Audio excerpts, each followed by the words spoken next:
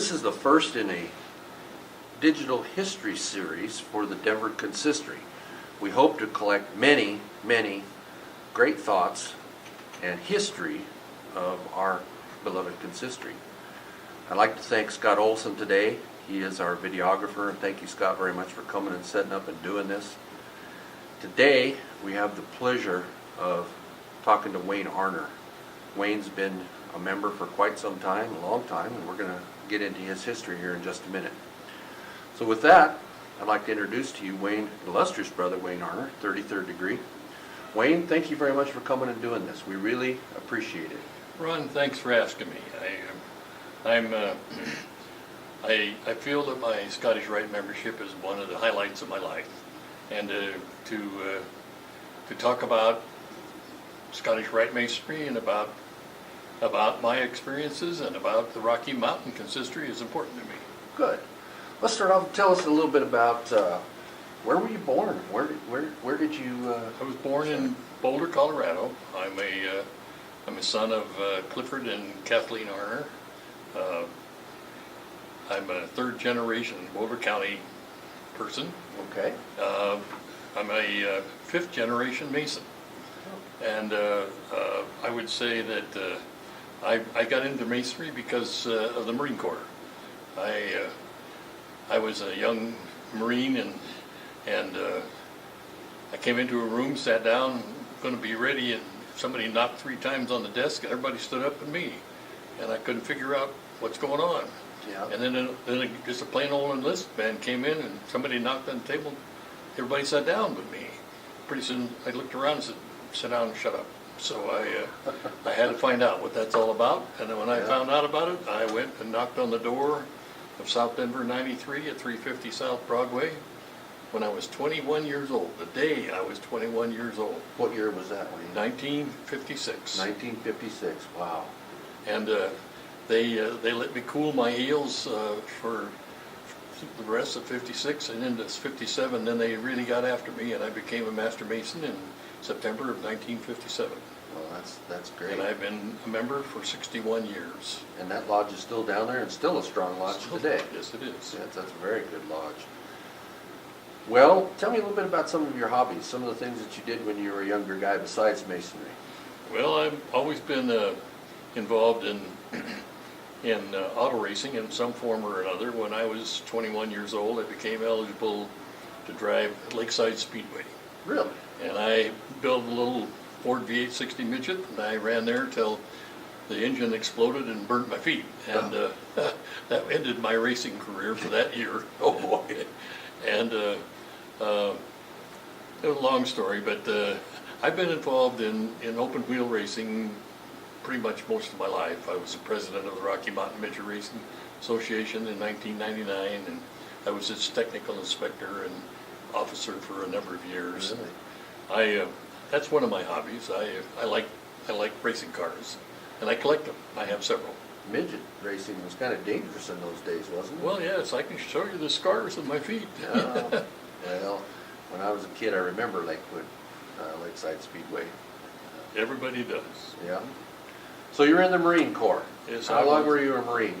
Well, I was in the Marine Corps for more years than I want to talk about. I took my discharge in 1964. Yeah. And I was on active duty, and then I got into the reserves. I was in the reserves for 6 years, so I put in quite a while.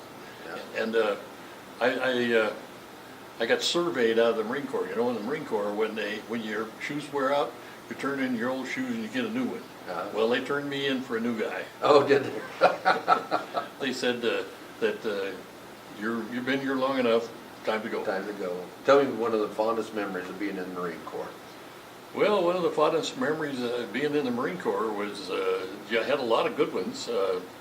I was at the tail end of my career. I was in charge of the brig in Jacksonville, Florida, at the Naval Air Station there. Oh. And I don't mean in charge of the brig. I was what's called in the Marine Corps a brig rat.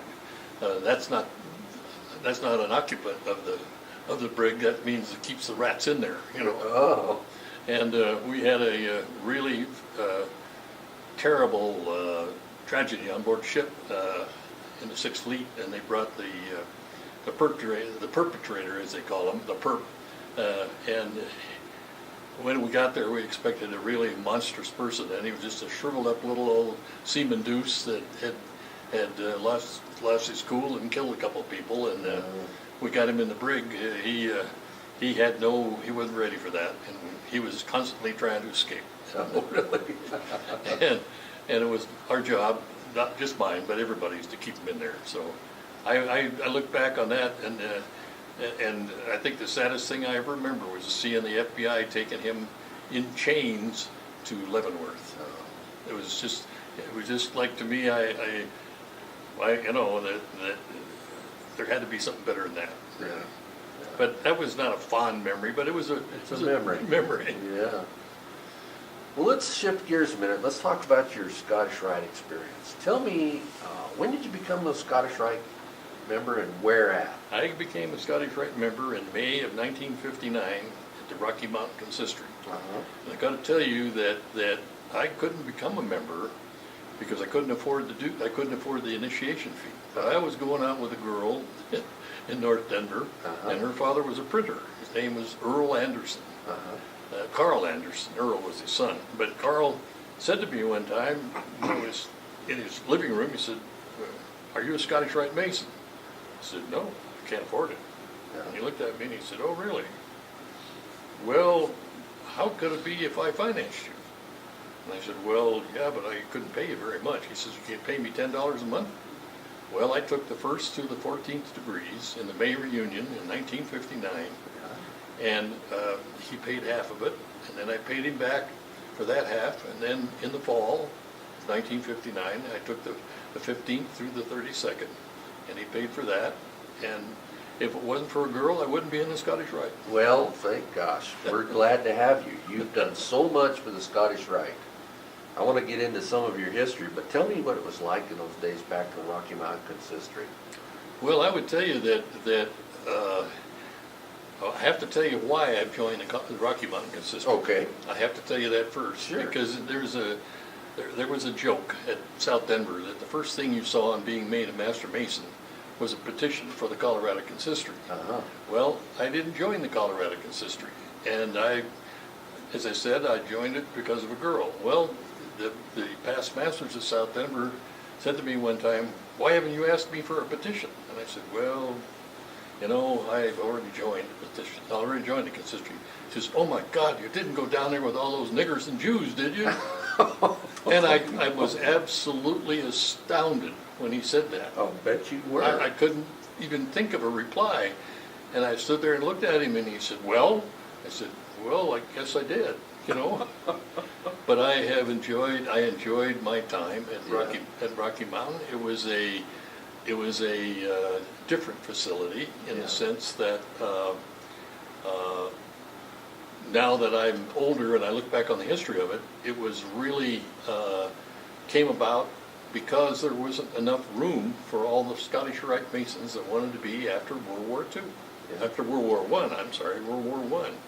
And there was, you know, that the ballroom, the auditorium on the 5th floor of that building, you know, that's the old El Jebel Shrine building. Right. It's a marvelous building and still standing there today. But I would tell you that it was geared for entertaining the members.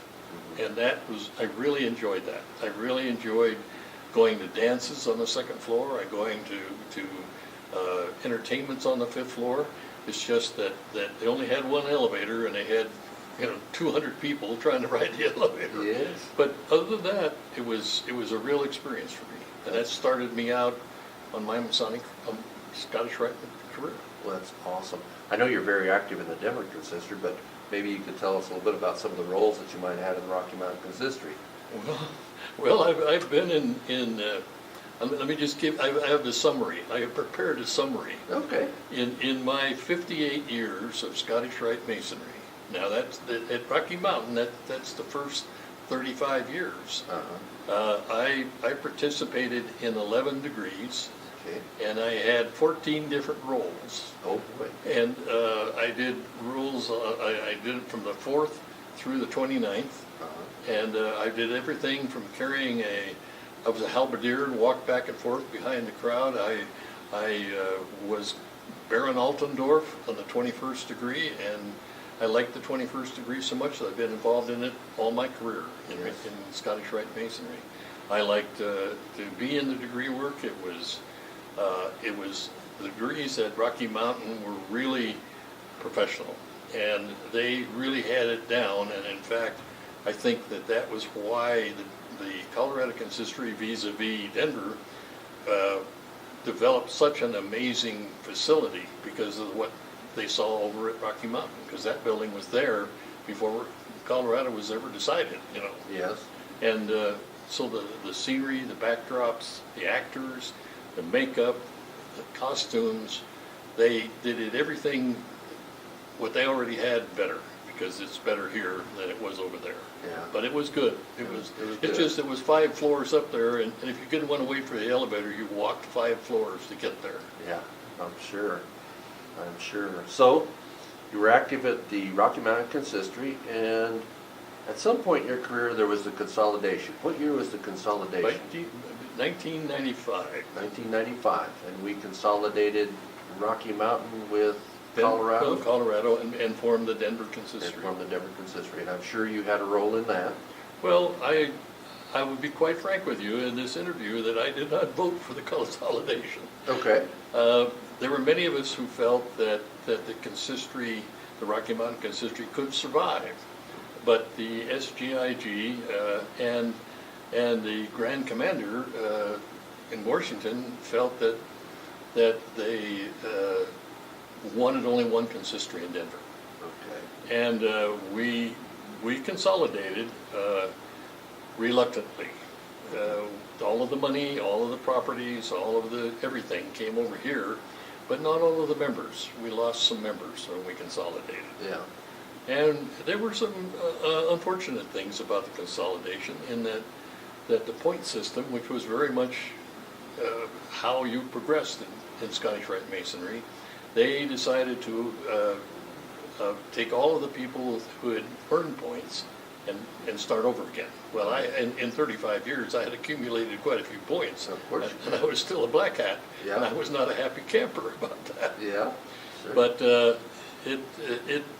I would just say the anxiety of the reunion of the union of the two consistories has subsided, and while I'm one of probably, I'm saying right now probably 150 people in the Denver Consistory that came from Rocky Mountain. They're passing away like me. I'm 82 years old now, and that's why I'm a 61-year Mason.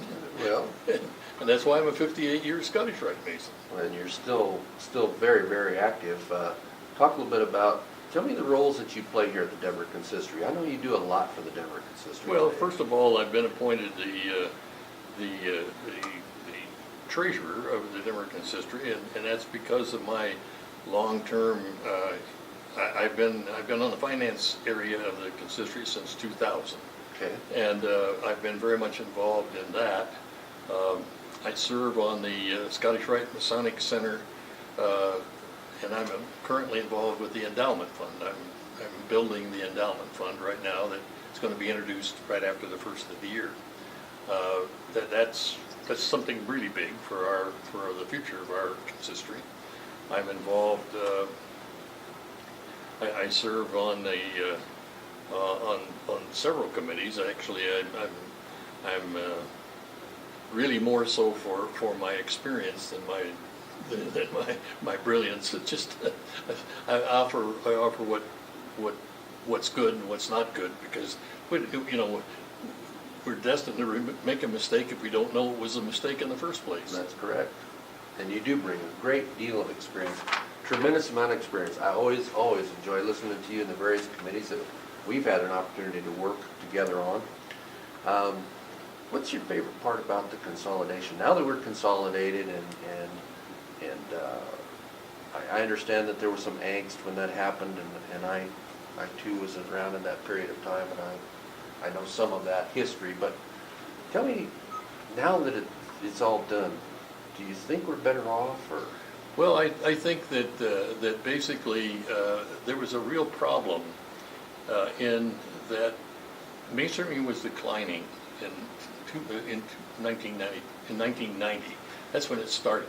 And that you could see that the two consistories were struggling to get members. In other words, as we all know, they come from the Blue Lodges. Sure. And if you had to divide them in half, and you looked at the future, where are we going to get more people? Mm-hmm. And I think it was a good idea after looking at it, because how could we continue to fight over new members? Right. That was just not going to work.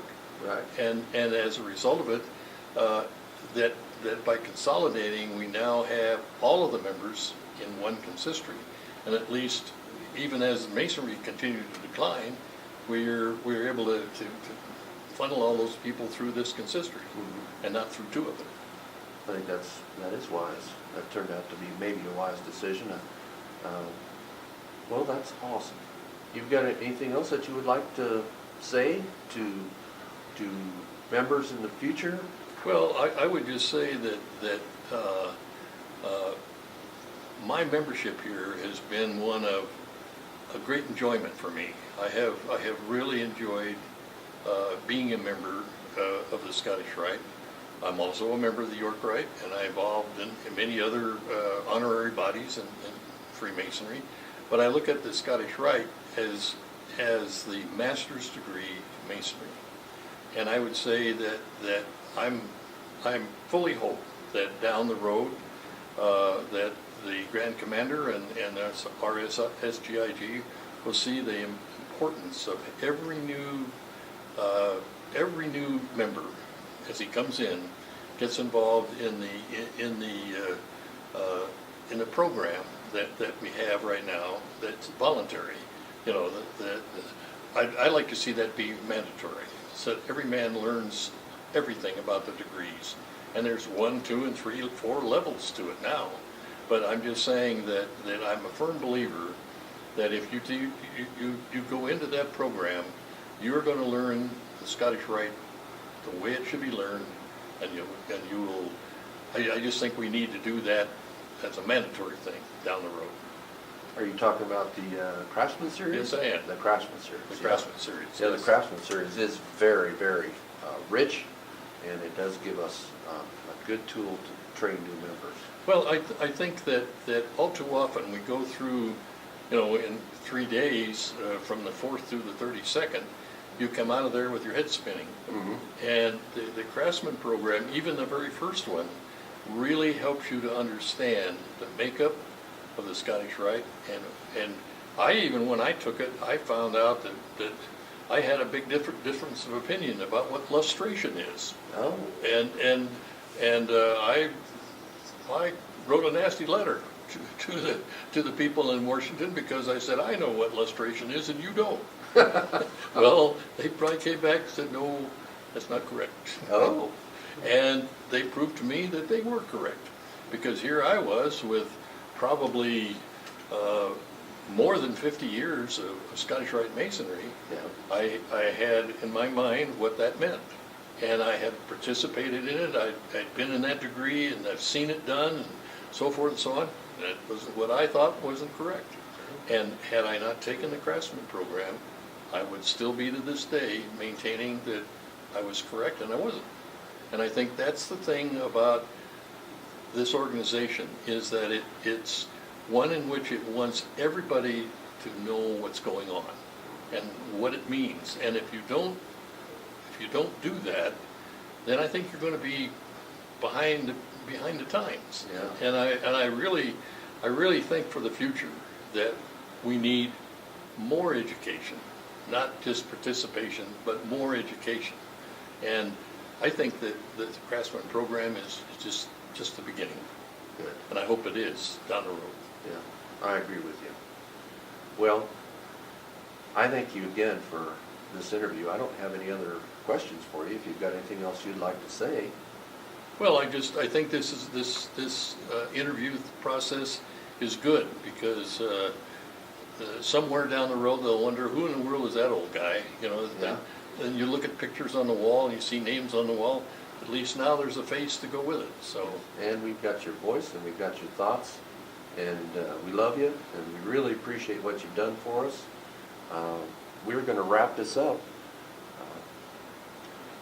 We thank you very much. Thank you for inviting me, and I'm very pleased that the consistory thinks that I'm worthy even to talk to. Well, you are our first person on our new history series, digital history of the Denver Consistory. My name is Ron Byerly. I'm the Director General here, and I hope to do many more of these interviews and collect the history of the Denver Consistory for our future generations. With that, Wayne, thank you. God bless you, my brother. God bless you. Thank you.